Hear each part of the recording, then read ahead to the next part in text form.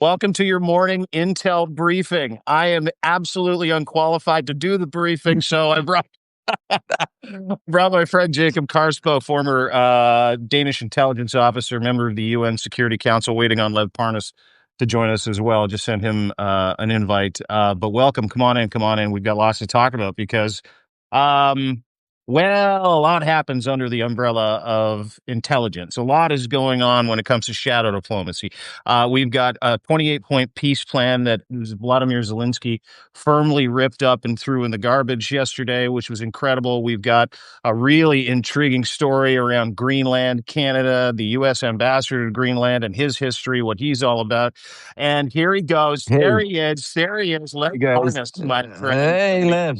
Hey, Voice how of are you? Ukraine. Hey, fellas, look at us. It feels like a real coffee and tea episode this morning. It's kind of nice. I like it. Yeah, we got a lot to get to today. So, and I want to kind of start where we ended off, Jacob. Last time we saw you, you were in Kyiv at the train station. You were on with Zev and I on a quick coffee chat this last Saturday. How did the trip wrap up? No, it went well. I mean, I guess you saw this week the Russians have blown up the railway track that that took us back to through Poland. They blew that up. So that's quite serious. But yeah, got back all right. I'm trying to explain to people that they shouldn't. There's always this doom and gloom about Ukraine. And I'm telling them, well, the things are working in Ukraine. It's terrible what's happening. It's terrible what the Russians are doing. But the Ukrainians are restive and they are keeping up the fight and they're keeping up the good spirits. And they are, as I said, developing the hardest hit neighborhoods in Kiev, like Bucha, like Irpin, etc. And lots of things are working there. And I think a lot of people in the West don't realize that.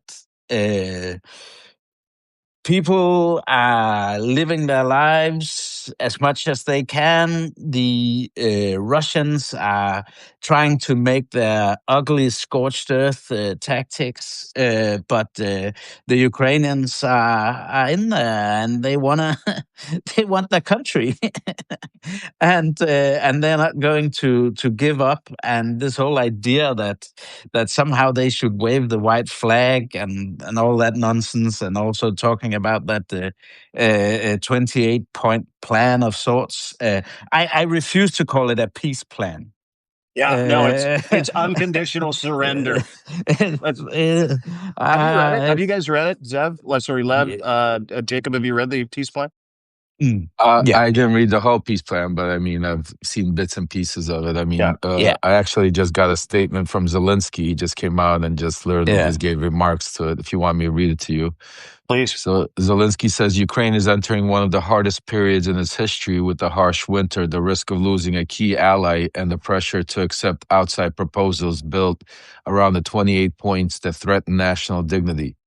He signals a deliberate shift in diplomatic strategy by refusing to reject these external peace plans, outright blocking any exempt from Russia. So basically, he's playing both sides right now because he understands this is not, they can't accept this peace plan. He's basically trying to come here and speak to Trump and try to see if they could somehow stop this onslaught. But he, as the Ukrainians and my sources have been telling me, understand that there's no going back. This was part of the plan that was put together a while back when I reported when they had the Russian delegation here in Washington, D.C.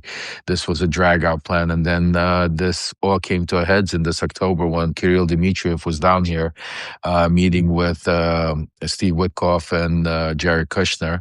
Part of that plan was Dmitriev brought them certain information, propaganda stuff to go after, to start this whole corruption investigation into Zelensky allies, because the plan is to change regime, because they understand Zelensky won't accept this surrender, and they need to try to, do what they could. Last time they tried to hold elections, they put pressure on him. That didn't work. Now they're trying to force his hand by, I'm hearing that by even maybe trying to open up an FBI investigation into some of the money that was going in there. So that's where we're at right now. There's a lot going on behind the scenes. I wanted to jump in because Sorry, Jacob, can I sorry, just yeah, 1 second, Lev, yeah, just to yeah, kind of get yeah. some backstory behind what you just said. So there's an operation going on right now which has been cooked up by the Kremlin, Kirill Dmitriev, and the Trump regime, and that all sits around this explosive allegation of extortion, money laundering, theft of monies that were put into Ukraine, and the goal here is to legitimize that lie and that propaganda by Trump opening up an FBI investigation into this propaganda. Is that correct?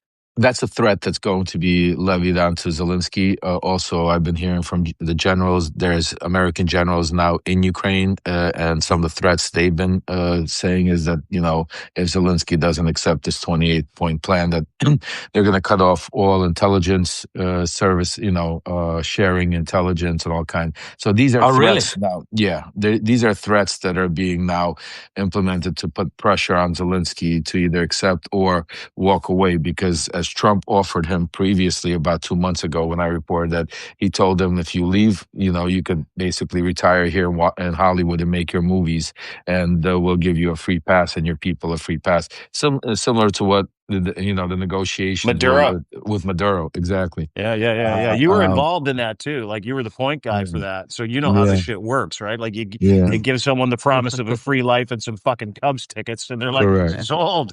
Exactly. So Zelensky turned him down, and obviously that's why we're seeing all of this play out right now. So there's pressure going on, and one of the main components the pressure is going on is Andrei Yermak, who is Zelensky's chief of staff. He's a very controversial now individual. I've dealt with Yermak. I'm the guy that met with him in Spain with Giuliani and put the whole perfect phone call together. So I know him very well. Yeah, so there's a lot. Nice having this team together for some backstory, isn't it? But I wanted to jump on especially today because I know, Jacob, we've been trying to do this and we can't. I'm glad that we finally got on to be able to do it live. But I also wanted to invite you guys. We're doing a special today, and also all the guests and subscribers out here. We're doing a special live from Ukraine. We have Jason Smart, Alexander Bobir. We have also Malcolm Nance, Olga Lotman, and some Ukrainian Yuri. I'm sorry, I'm bad with name, Rushkin and others. We're going to do a whole panel. Jason has some breaking news for us also that he's been working on overnight, and we're going to break it all down. So if you guys want to join us on this panel, we're going to be also live streaming it on YouTube, but also live on Substack. Because I think it's important for the information. So if you could just send me your emails, I'll send you the invite. We're gonna do it right after your show here at 11 o'clock. So this way, everybody, once you guys are done here, everybody should come join or stay on, because it's going to be a very important. Does this just mean you're not sticking around for the whole thing? It means you're going to have to go prepare for that? Is that what you did? Is that what you just did? You just broke up with us? Sorry, it's not you. It's me, guys. I love you guys. But I came to actually make sure you guys come. Yeah. No, thank you, dude. We're in. We'll get to it right after, as long as you got time, Jacob.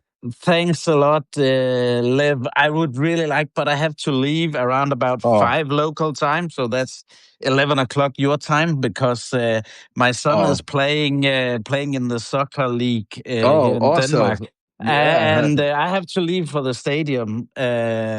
So even though it's snowy and stuff, so I have to go. But anyway, let me say about the 28-point plan. I said as soon as I saw it on Wednesday night, there is not a snowball's chance in hell that this will fly. I mean, whatever it is, even before looking at the 28 points, I said whatever Witkoff and Dmitriev have cooked up, it's never going to fly. And it's been mind-boggling to me to see how much media attention has gone into, what are the points, and what can we do, and will they or won't they? Of course they won't, for heaven's sakes. And then I said, the only interesting question here is actually, what is Trump going to do? Will he once and for all just cut it and break with the Europeans, etc., or will he once again string along? Because the I would say intuitively, I would say he's probably going to break it and cut it right here, and then we have to sort it out ourselves. But again, one thing I noticed, Lev, is that he's perhaps under a little bit more internal scrutiny in the GOP. He's not getting it entirely his way. He's So is there a chance that they will put a squeeze on this time around? Is there a slight chance? Not really, because Trump's not leading the show here. It's Putin who is manipulating how this is all working out. And one of the things that I've been hearing is Trump wants to get out. If it was up to Trump, he would have cut this off, because he for him it's easier to get a little scrutiny right now, cut it off, and then stay out of it instead of going back and forth and getting the constant scrutiny. But the reason why he can't get out, and that's why he's frustrated, is because Putin won't let him out, because the Russians need him in there to cause this chaos to continue doing. Because the Ukrainians and the Europeans said a long time ago, if Trump would just get out and leave, at least we know where we are, we know how to go. But because he keeps stringing them along, Trump's telling him, it's like even right now, just think about it, like Zelensky can't turn around and say, go screw yourself, we're not going to do this bone, because that it like makes him look like the bad guy, makes him look like America's trying to do this peace. It's that constant pressure, media and political pressure that Trump is using. Meanwhile, Putin is strategically doing whatever he can, because at the end of the day, Trump not only is not giving them any weapons and helping Ukraine, he stopped everything that the Biden administration was giving them. That's what people don't understand. So it's when we talk about Trump walking away, he's walked away. I mean, Ukraine is fighting on its own. They don't. There's no. I mean, even the help that I think certain intelligence services are giving Ukraine, I tell you honestly, I don't think the Ukrainians are even trusting it that much compared to with what's going on and certain things that happen. So I think it's a very, very, very tough situation for the Ukrainians and the Europeans to be in, because of Donald Trump, and that's why Putin's keeping him in the game, and that's why Trump is so frustrated, because it's and it all leads back to the Epstein files and stuff that has that will show once, and this is what they're trying to scrub, is show the compromise that the Russians have on Trump and why he's doing it. And that's why Witkoff is the one dealing with Dmitry. They're not talking about plans. It's basically Kirill Dmitriev coming here and saying, listen, this is what you guys need to do. And Witkoff just goes and does it. I mean, it's not, there's no negotiating, planning, there's no brainstorming for you from one side. And that's why you don't see people like Marco Rubio involved in these conversations. Because even though Marco Rubio is already also sold his soul, but he still has the years of knowledge of the history behind and knowing what would help negotiate. These are not negotiations. These are strict orders from the Kremlin that are being, and Trump is the face, the puppet, and Witkoff is his right hand doing the dirty work. And the guy behind the scenes that's really doing a lot is Jared Kushner, which he hasn't come out yet. But he will come out soon, just like he did with the, what's it called, the Israel Accords, when we saw what happened in the Middle East. All of a sudden, right when they're about to take credit, you saw Jared Kushner come out and say, I was the one behind the scenes doing all of this. You know what I'm saying to you? I was the lead investor in Israel. I mean, negotiators. Yeah. So listen, so let's definitely maybe do this. Listen to, we'll see you guys at 11. I'm sorry I can't see you, Jacob, there, but thank you for all the great work. I'm glad you got a chance to meet up with Alexander. We'll still do a lot of stuff together, and I think we'll plan to do, because that's one of the things I want to do also, is maybe once a week do these panels. I like the way we do these panels, so we have different people, different parts of the world, because 3 people sometimes with Substack we got expanded. We have so many great people, specialists on the subject. So again, thanks for having me, guys. We'll see you at 11. Love you, brother. I'll see you in about 40 minutes. You guys send me your email. Take care, guys. Anytime, Lev. Good to see Take you. care. You too. Okay, Take care, see you guys. There we go. Lev Parnas, who just bumped into Cosine and drop a couple bombs as we do the morning intel briefing with Jacob Carswell, former Danish intelligence UN Security Council member. Let's get to that 28-point peace plan. If you could pick off some of the more ridiculous items in there for me, because if anybody read it, and I did, and if you saw Zelensky's reaction, if you saw Ukraine's reaction in the UN at the UN yesterday, not only is it go fuck yourself, it is we're not interested in giving up our land for nothing, specifically land, and we're not interested in disarming. But what were you shocked by, and what were the points in that 28-point plan where you read it and you're like, these guys are fucked? Like, it's crazy. I wasn't shocked, but because essentially they've just put a little bit of lipstick on that pig that they've circulated many times before.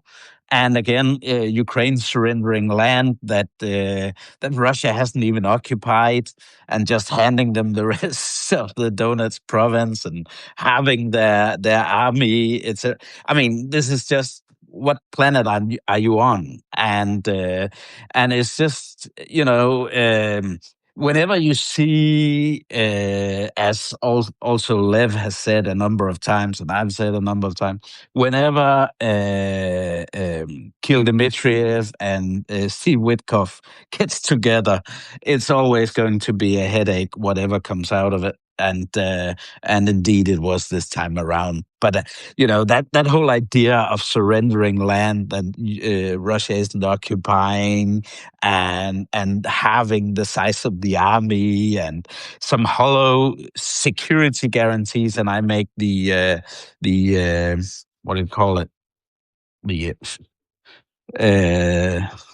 so-called security guarantees, that are hollow and not concrete, and that will never fly. I mean, then you can debate, all other things that are intolerable from a Ukrainian perspective, but these are just, come on.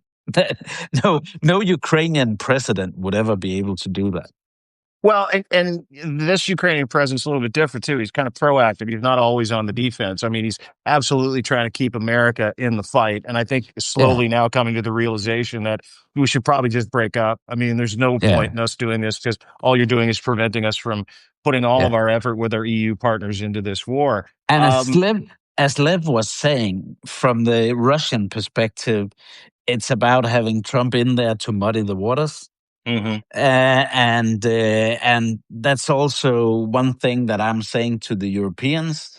I mean, essentially, this brings us no good. It's just keeping alive something that, Trump is not in it because he believes in it.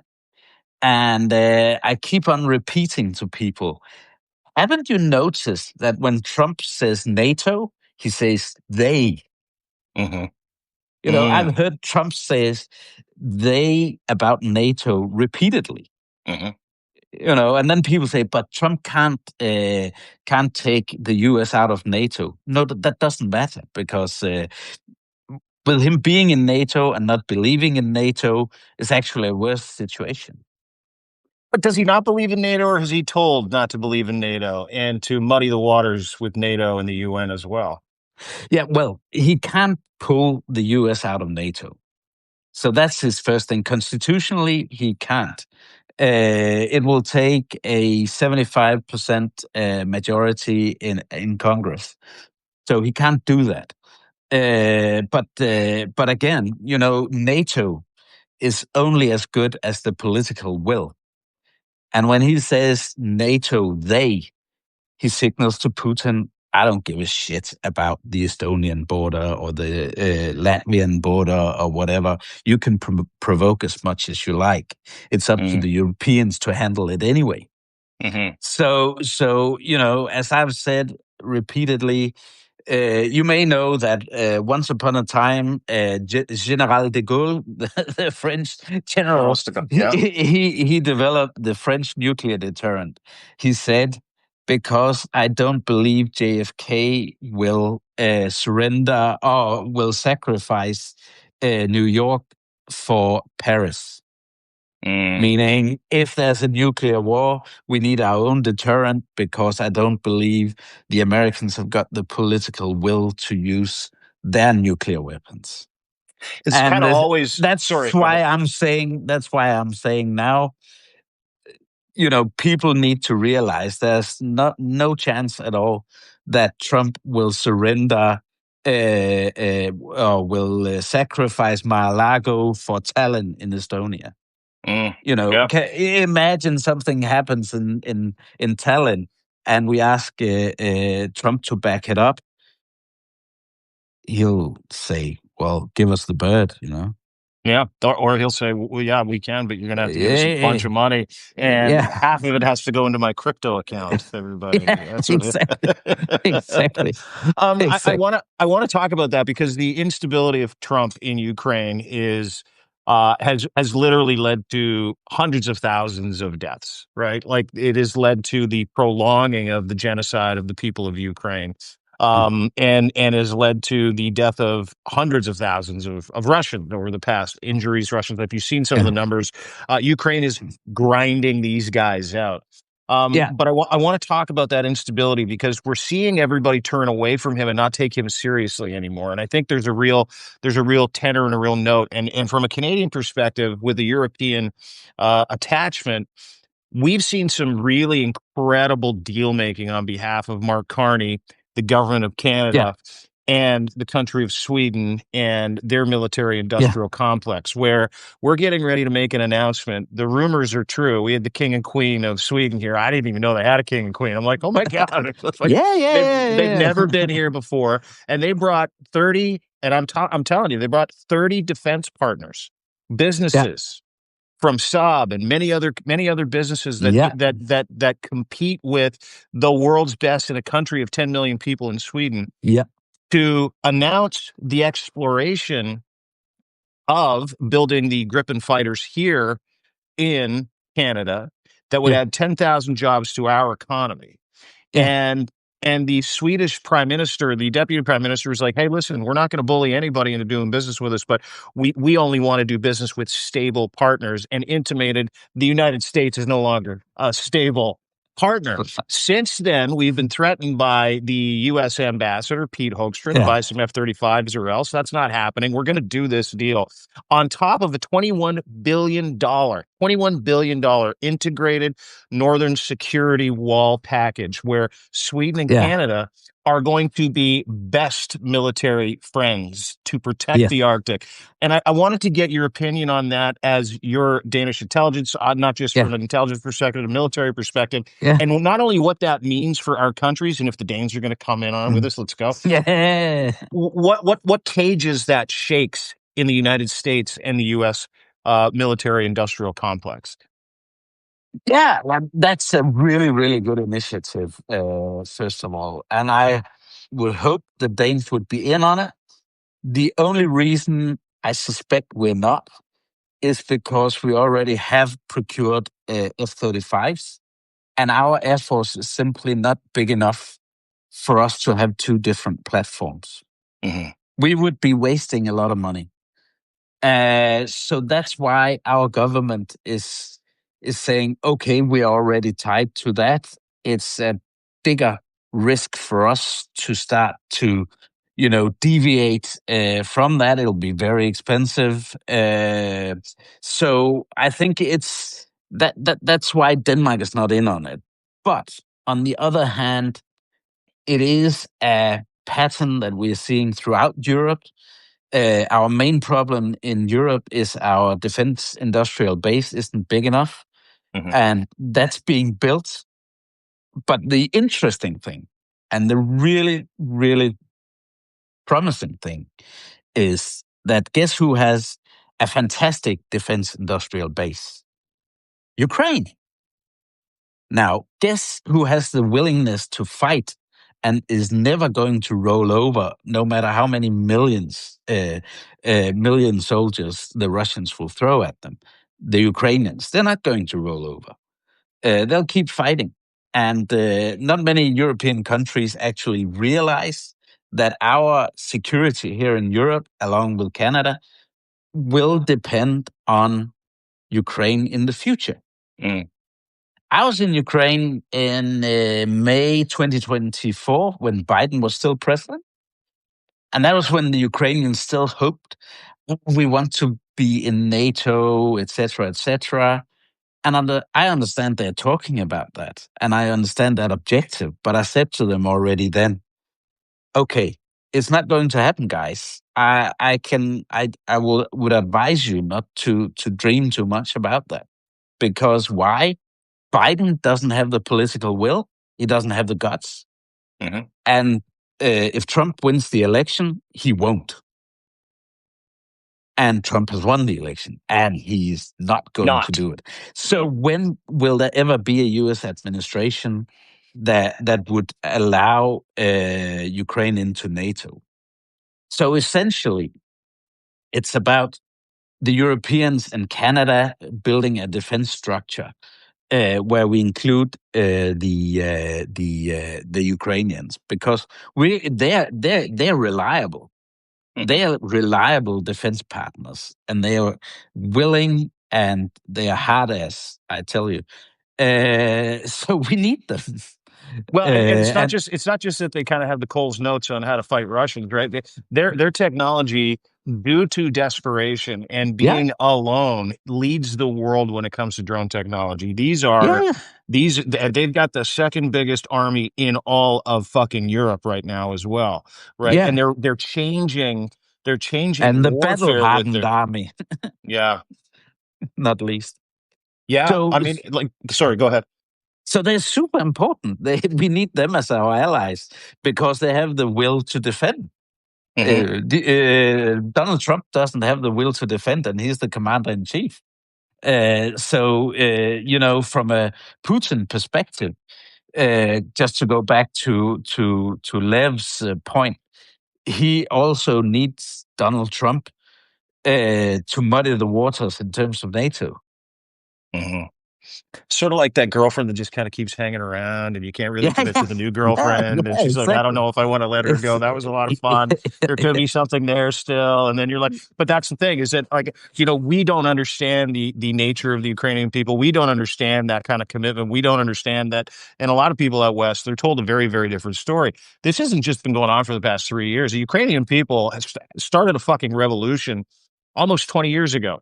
And that revolution has come with multiple ceasefire, multiple breaks in the ceasefire between Russia, multiple lies from Russia, multiple incursions into Ukraine that has ended in where we are today. And so it's not like, and I watch these videos too. This is the other thing, Jacob, and you kind of mentioned it when you're like, yeah, Kyiv was great. People are like, Ukraine's a happy group of people. They're going to win the war. Don't worry about it. I watched this video of a Shahed drone flying into a shopping center, and people just standing there going like this, oh yeah, and then they just kind of went on with the next thing. They went to the store across the street. You saw. So it's just like, we don't understand that. We don't understand that at all. And I think that it, aside from the strategic, and I want to get to that northern wall and the EU and Canada and how this whole thing's going to work. But aside from that, we also don't understand some of the inner workings of some of these new partnerships. And I want to get to France. Didn't they just sign a 10-year deal with Ukraine? Yeah, much the same as what the Swedes have done, actually. Also, in terms of getting Gripens to Ukraine, and now also French Rafale fighter jets, which is positive. I don't really know how the French and Swedish agreements with Ukraine play out, and the sequencing, etc., etc. And that's one of the troubles we have in Europe, because essentially we have too many different weapon systems. We should only have one frame, and I don't care whether they call them Gripen or Rafale or whatever, but we just have to make sure it's the same technology, the same what do you call it? Specifications, software interface, specification, APIs, exactly. So they're interoperable and not like a different kind of plane. And we have that across all the different defense articles in Europe, and that's one thing where the EU can help us because they do all the industrial stuff, and that's where we have to go with common specifications. And I don't care whether it's manufactured in Sweden or France or Italy or wherever, as long as we do it. And as long as we're clear that, we save billions and billions of euro if we standardize this whole industry. And in Denmark, we don't have a large defense industry. We have some very, very able defense technological companies that are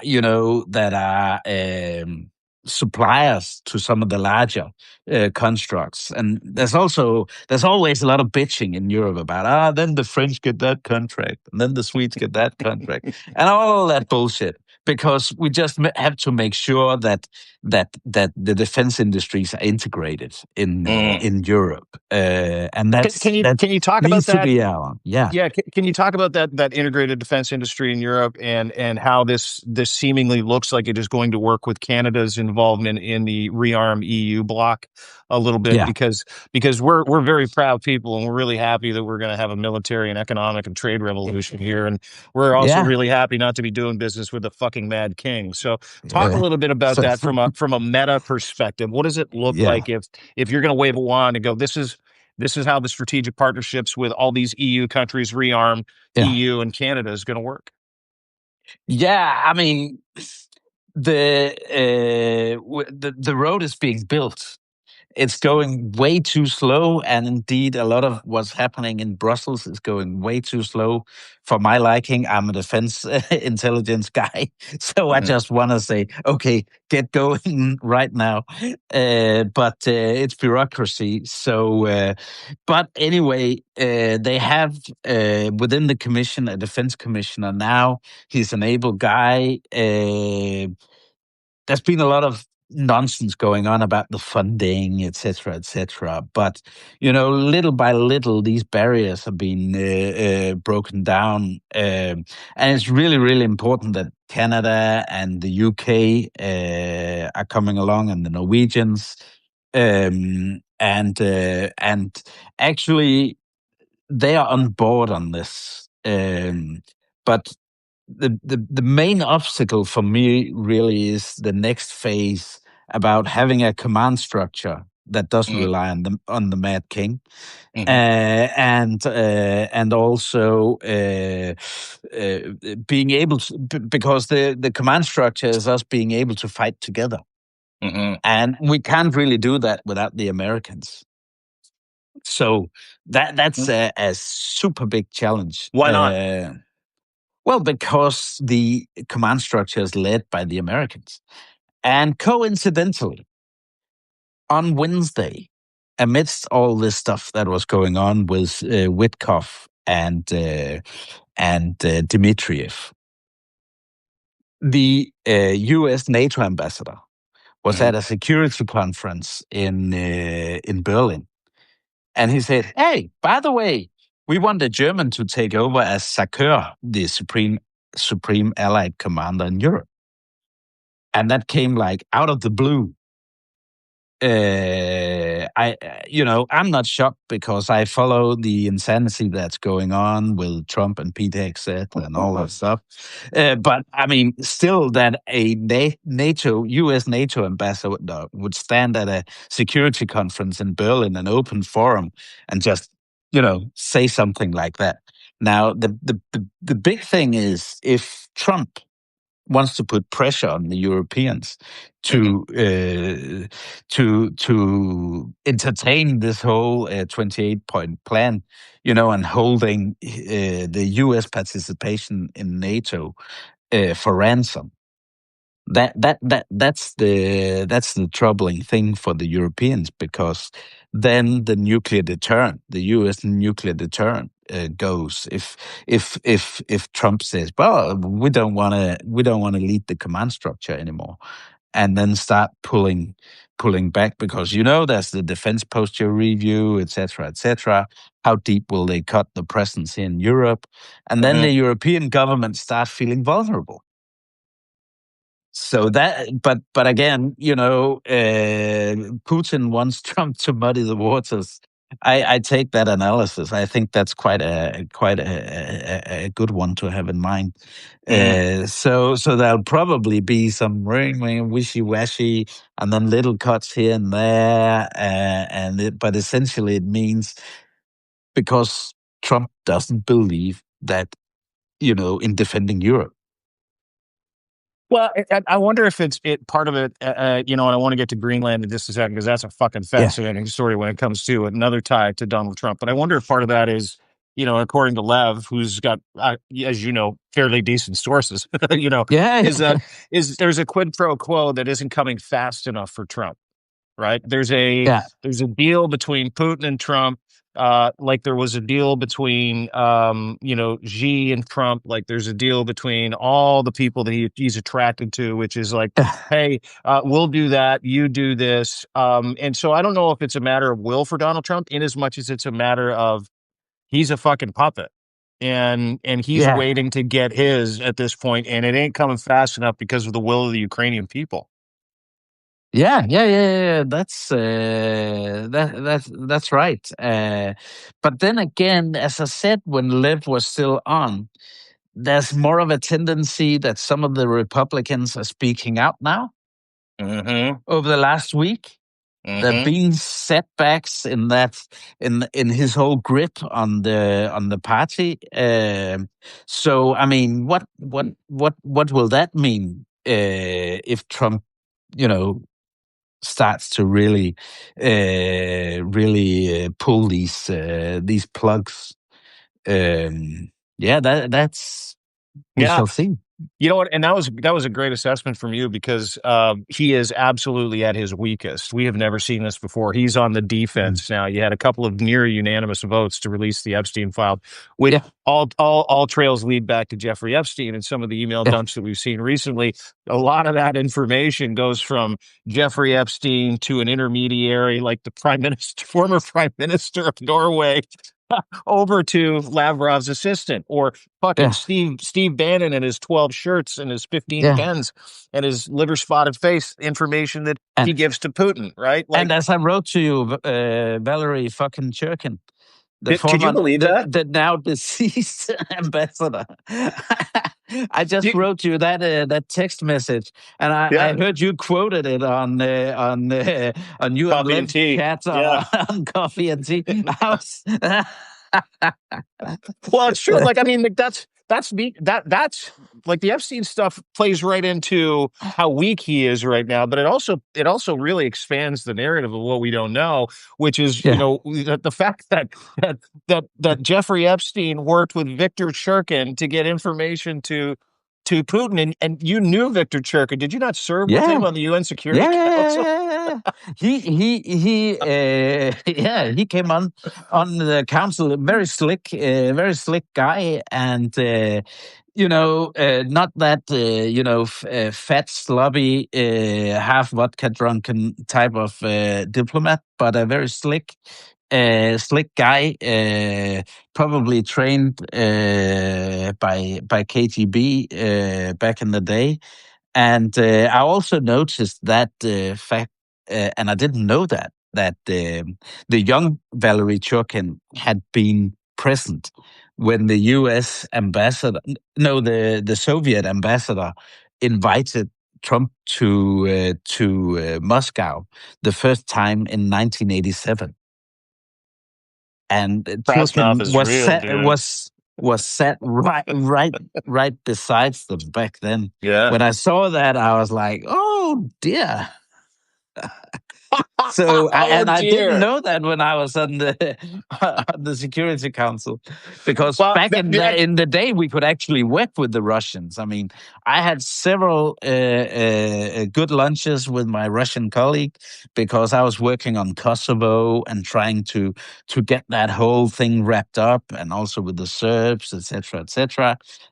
So I was really hosting my Russian colleague to try to get that moving in the Security Council. And he was quite a yeah, well, he was Russian, of course, but he made the effort. You could talk to hmm him. I had another Russian colleague that was doing Georgia, Abkhazia, that Russia later annexed. It was like speaking to a wall, But Oh, really? my So my that my that guy colleague, was really Russian. yeah. But my colleague on Kosovo was quite someone you could talk to, Mm. and Turkin, they're very, very slick. But he was trained by Big the Epstein. KGB. Big Epstein guy. This is Yeah, and this is like I can't wait to start extracting some of that information, and we'll see what happens. But not only were those intermediaries attached to Trump, and they're all attached to Trump and Epstein, Epstein with Trump, Epstein with Shurkin. I mean, the information and the packages have been passed back and forth. But Trump yeah, seems to have learned from that or been a student of that. Because what Putin has done for many years is insert operatives and loyalists as ambassadors, and yeah, we're seeing that same thing. And in your country, it got really interesting because of Greenland and Trump's desire to just buy it or take it over or say it's ours. We need it. Same thing with yeah, Canada, but let's get to Greenland. Canada announces that we're going to be putting new diplomatic offices there. Denmark is now on the scene, saying, "No, yeah. no, we're not doing this." But the espionage and the attempt is still there, and it's through the new U.S. ambassador to Denmark. Can you fill me in on who this guy is? Yeah. Sure, sure. He's been financing this organization called Praxis Community. It's that fever dream that they have about expanding the U.S. territory. That's their whole philosophy. It's Hmm financed by all these Silicon Valley guys. Very, very, very handsome financing. They have, I believe, it was something like $500 million for the Praxis community. You can find it on the web, and it's crazy. And they're behind this whole insane idea of expanding the U.S. territory to include Greenland. hmm And Ken Howery, as the ambassador is called, has been financing Greenland.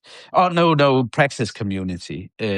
So we have a U.S. ambassador here, essentially, that supports the idea of U.S. Taking over Greenland. So And much the so that he's funny put the hundreds of funny millions of thing his is, dollars into it, right? yeah. And Yeah. Dean, you remember when I was on my way to Ukraine, driving in southern Poland, I Yep. was on, and the connection broke.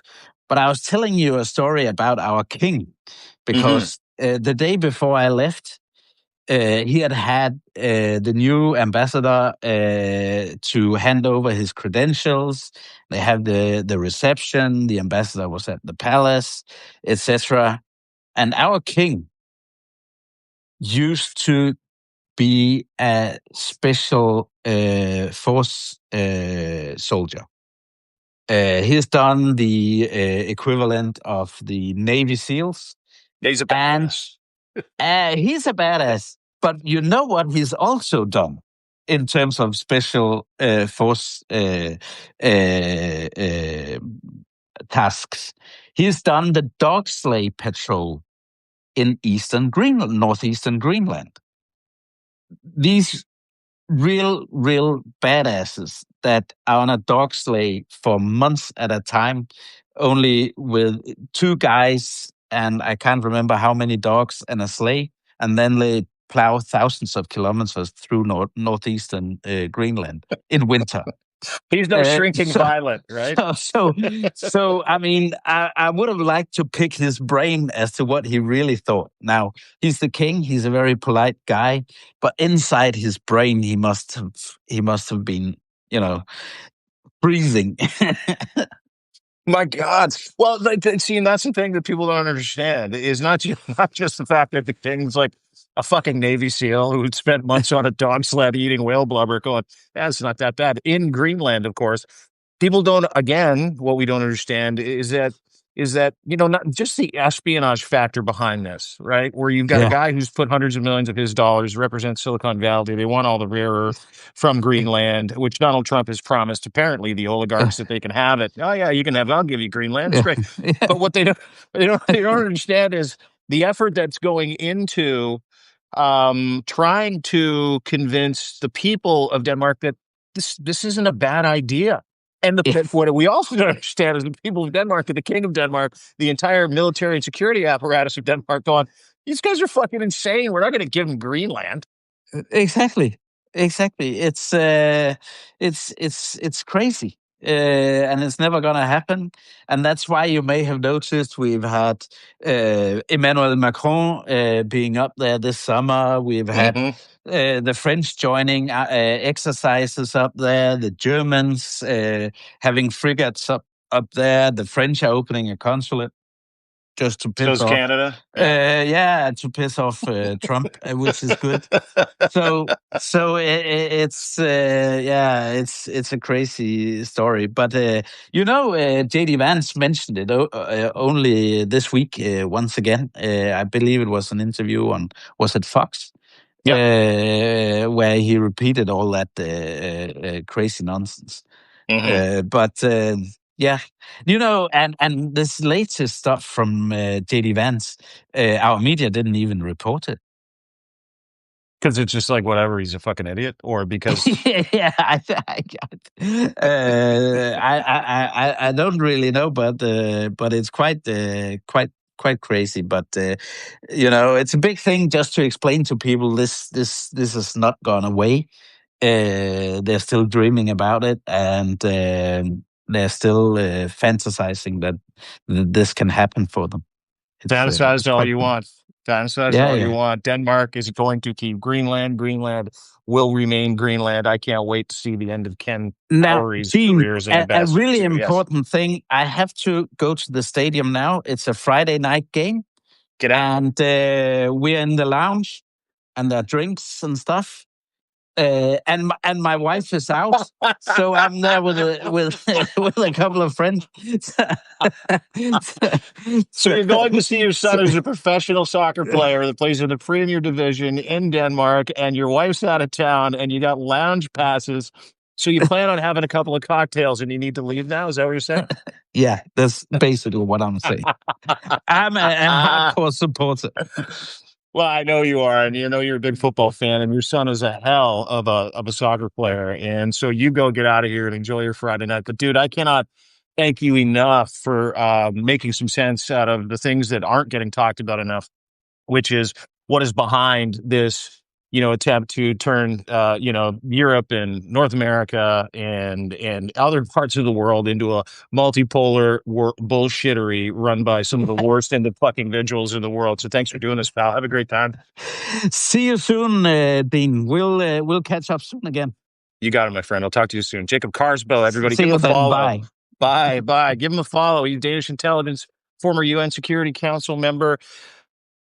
How is that for a spin through a morning briefing on a Friday? I think we're gonna do these on a regular basis. Do you know why we're gonna do these on a regular basis? Because no one does these on a regular basis. Everybody tries to chase the shiny penny of every dumb fucking thing that Donald Trump and JD Vance and that cactocracy, idiocracy Trump regime does. That was the real. Let me know if you want me to continue to do that. Everybody in the chat section, happy to do your morning intel briefing. Canada and Europe, we're making it happen. And if you missed the news, which we'll get to in the 5 stack today at 3:00, Canada once again being threatened by another fake ambassador named Pete Hoekstra. He's a MAGA operative that's running around going, if you don't buy our F-35 jets, you're going to pay. Fuck you, Pete. We're not buying your shitty jets. We're just going to build a security pact with our friends that shuts you out. And we're going to bring you to your fucking knees. A little history here. About 60 years ago, Canada built this unbelievable jet fighter. It was called the Avro Arrow, and it scared the shit out of the U.S. military-industrial complex. And so after we showed everybody how incredible this plane was, Canadian-made, all Canadian parts, we got a visit. Canada got a visit from the United States military. They said, hey, listen, you're going to fucking throw that in the ocean or in one of the Great Lakes, which is what happened. You're going to scrap all the plans. You're going to stop manufacturing this. We're just going to give you bombs and planes, and that's how this is going to fucking work. History's not going to repeat itself here in Canada. We are not intimidated by a felon rapist and all of his pedophile protection racket pals. This deal that we just did with Sweden up here in Canada is a $21 billion fully integrated military and trade package. We have the space, we have the people, we have the expertise. We have 44 million people. Sweden has 10 million people. Let me just give you some statistics. They don't have enough people to build these planes. They need to ramp it up. Saab, which is the producer of the Gripen, is also producing some of the best drones in the world, and that is also part of this package. Does Canada need 100 jets? Yeah, fuck, I think we do. The Gripen's significantly cheaper by tens of millions of dollars. To operate an F-35, which is a shitty fucking plane, let me just remind everybody, they've got major issues. To operate an F-35 plane, it costs about $53,000 to $56,000 an hour. To operate a Gripen, it's about $7,600 an hour. Point Gripen. If we buy those F-35 jets from the United States of America, we have no autonomy over the software updates. They can brick them at any point in time. Sweden's promise, fully integrated. We're going to hand over the operating systems to Canada so they can integrate with us, and also that they can have autonomy over their new Air Force fleet and drones. It's a good time to be Canadian, isn't it? I think it is. And Trump's getting shut out. America's getting shut out. The world is moving on because of one man and the people that he surrounded himself with. Guess those Epstein files can't drop soon enough, huh? Have a great day, everybody. Thanks for watching. We'll be back at 3 o'clock with the 5 stack, the 5 biggest stories of the day with my friend Zev Shalev. I'll see you in a couple minutes here with my friend Lev Parnas. Have a wonderful day, everybody. We'll see you soon. Thanks for watching. Oh, don't forget to subscribe. That's it. Don't forget to subscribe. Paid subs, great. We still got 25% off for the end of the month for annual plans. Never pay more than that. Lock that plan in. $150. God, we've got about 21 founding members. I would love to get to 30 founding members by the end of the month. That's founding member pays, I think, $150, and you never, ever pay again. You get complete, full access to everything we do. Some of the stuff is going to start living behind paywalls, but not much. But you get access to the chat, access to our DMs, access to have conversations with us because we're here for you. We are you. We get what you're doing. You get what we're doing. So thank you very much for your support. Don't forget to subscribe. Don't forget to share if you know that there are people out there that want this kind of information that never get it because it never gets reported because it's not that sexy. I find it to be very important right now. Have a great day, everybody. Thanks for joining. See you at 3 o'clock in the 5 stack.